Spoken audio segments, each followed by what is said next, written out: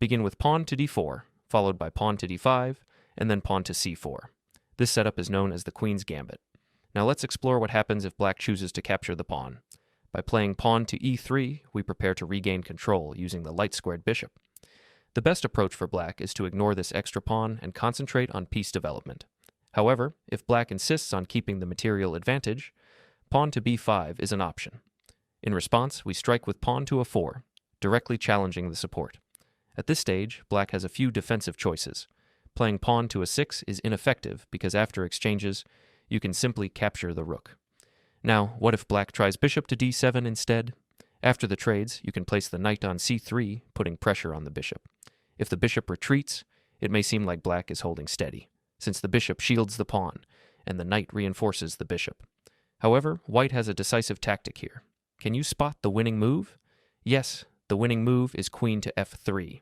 Now, the knight is stuck because moving it would leave the bishop undefended. That means pawn to c6 is black's only reasonable move. But now, the knight is overloaded with defensive duties. So we can unleash the killer move, rook captures bishop, and look at this. After knight recaptures, we deliver a check. Surprisingly, the only legal move for black is queen to d7. We then grab the rook. Again, blocking with the queen is the only defense. So we retreat momentarily, but this time we also capture the knight. In just 3 moves, we have completely demolished black's queenside. This position is clearly winning for white. Now, let's rewind. If, in this position, black defends with pawn to c6, the same idea applies. Captures, captures, and once again, queen to f3 attacks the rook, ultimately forcing black to lose either the knight or the bishop. Now, in the Queen's Gambit accepted variation, let's see what happens if black plays wisely and simply focuses on natural development. Knight to f6, bishop captures, and many black players prefer to fianchetto their dark squared bishop before castling kingside. So, after pawn to g6, we develop with knight to f3. Now, when black places the bishop on g7, we strike with a brilliant move, queen to a4, delivering check. At this point, black has multiple ways to block the check, but almost all of them lead to trouble, except for one. Let's start by examining the most common responses. Many of you might consider bishop to d7, a natural-looking move that also attacks the queen, but then we simply slide over to queen to b3, attacking 2 key targets at once. Even if black castles, we can ramp up the pressure on the king side with knight to e5. So clearly, bishop to d7 is not an ideal defense. Now, what if black chooses knight to c6 instead? Well, once again, knight to a5 comes in strong, hitting both the knight and the f7 pawn. If black castles, we can simply trade knights and walk away with a free pawn. And if black tries to defend with the bishop, we have a crushing tactic, a fork on the queen and rook, winning material. Okay, let's rewind. What other options does black have? What if black plays knight to d7 instead? Well, now you have a stunning bishop sacrifice. After the king captures, you follow up with knight to g5, delivering check. If the king moves to e8, then it gets completely trapped, just like this. If the king steps to f8, we have a beautiful fork, and the queen is lost. And if the king moves to g8, then we have a forced checkmate in 4 moves. Can you spot it? Here we go. First, queen to c4, delivering check. The only safe square for the king is f8. Now, the immediate threat is queen to f7, checkmate. So, black tries to block, but we simply capture. He blocks again, but this time we finish the game with a crushing checkmate. All right, now what if black blocks with the knight instead? Well, in that case, once again, you have the same brilliant bishop sacrifice, followed by knight to g5, delivering check.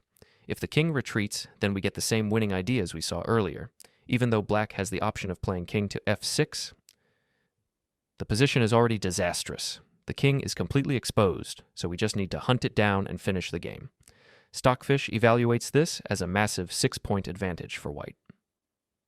All right, let's rewind. What other ways can black try to block the check? What about queen to d7? Well, once again, we have the bishop check. If the king captures, then we unleash a stunning knight check, forking the king and queen. So instead, the king will be forced to step to would e8 or f8, losing the right to castle. At that point, we can simply develop with bishop to b3 or even queen to b3, and white is in complete control. All right, now the only move that might look reasonable for black is pawn to c6. There are no immediate traps here, but white is still completely fine.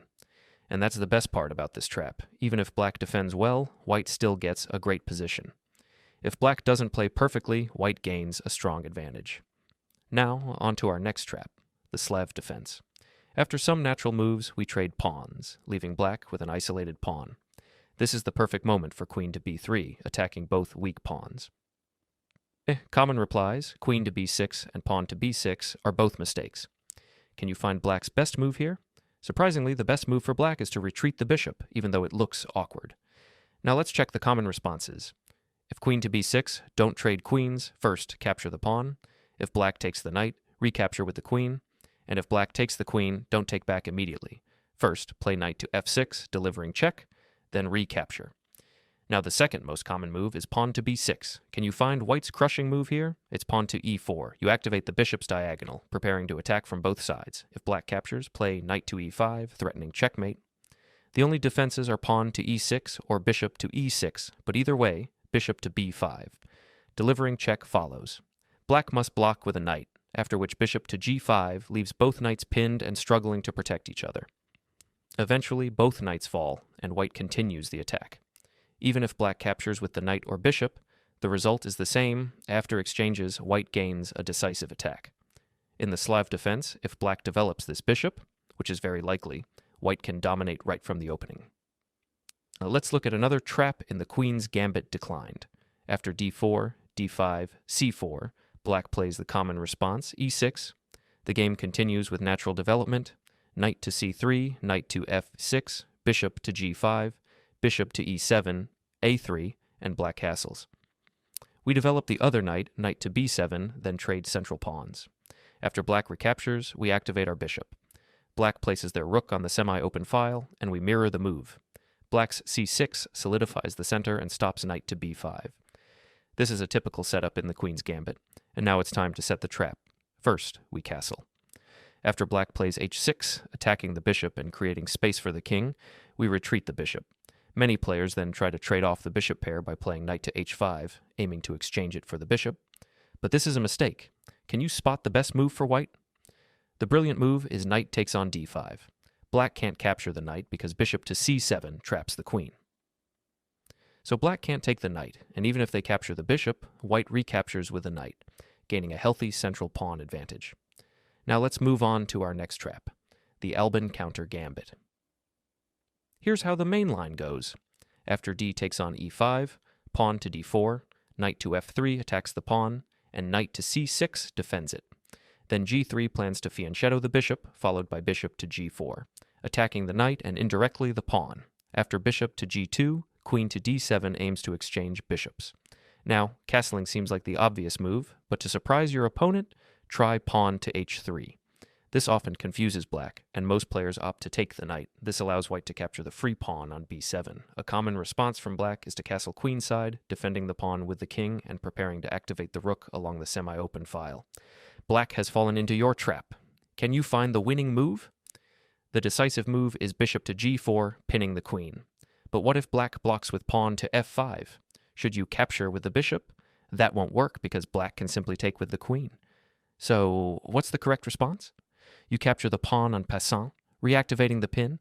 Now, there's no escape for the queen. That wraps up our top 5 Queen's Gambit traps. I hope these strategies help you gain an edge in your games. If you found this video useful, don't forget to hit the like button and subscribe for more chess tips and tricks. Thanks for watching.